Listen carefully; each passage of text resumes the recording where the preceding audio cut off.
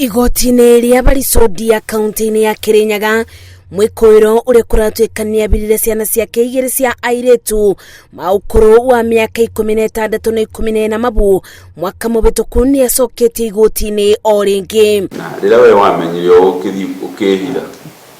It was until later when he was traced at a place called Mbere South.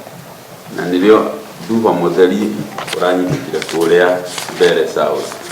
Mbere ya mũcirithania Anthony Mwĩcĩgĩ atuĩte athiĩ na mbere gũikara rũmande kwa ihinda rĩa mĩthenya 7 nĩguo kũbe mwena wa igoti mweke wa kũbũnga mabũri airĩtu aya. This mentioned on the 14th of January 2021 so that this court can look at the victim impact statement before sentencing. In the meantime, you will remain in custody.